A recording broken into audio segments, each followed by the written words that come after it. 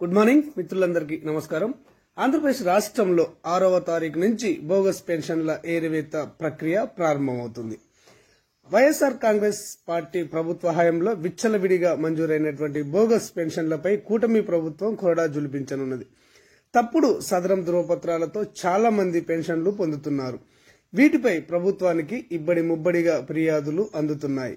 దీంతో హెల్త్ దివ్యాంగుల విభాగాల్లోని పెన్షన్లను తనిఖీ చేయాలని ప్రభుత్వం నిర్ణయించింది. సోమవారం నుంచి ఈ ప్రక్రియ ప్రారంభం కానున్నది. మంచానికి పరిమితమై నెలకు 15,000 చొప్పున పెన్షన్ తీసుకుంటున్నటువంటి వారు రాష్ట్రంలో 24,091 మంది ఉన్నారు. దివ్యాంగుల విభాగంలో నెలకు 6,000 చొప్పున పెన్షన్ పొందుతున్నటువంటి వారు 8,18,000 మంది ఉన్నారు. వీరి వివరాలను వైద్యులు తనిఖీ చేయనున్నారు.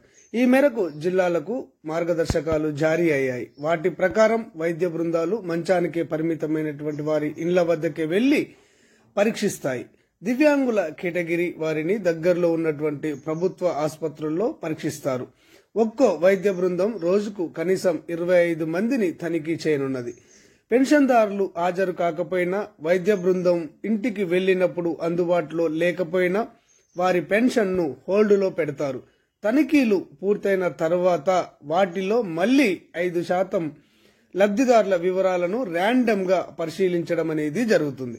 ఇందుకోసం ఆయా జిల్లాల కలెక్టర్లు మరో వైద్య బృందాన్ని నియమించనున్నారు.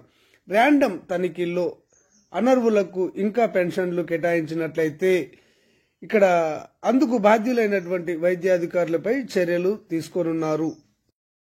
ఓకే ఫ్రెండ్స్, క్లారిటీగా అర్థమైంది అనుకుంటున్నాను. సోమవారం నుంచి అంటే 6వ తారీఖు నుంచి ఈ వికలాంగుల పెన్షన్ల తనిఖీలు ప్రారంభం కానున్నాయి. ఈ పెన్షన్ల తనిఖీలకు సంబంధించి ఎలాంటి లేటెస్ట్ అప్డేట్ వచ్చినా గానీ ఆ వివరాలను అంతర్నేత్ర ఛానల్ వెంటనే మీకు తెలియజేయడం అనేది జరుగుతుంది. ధన్యవాదాలు.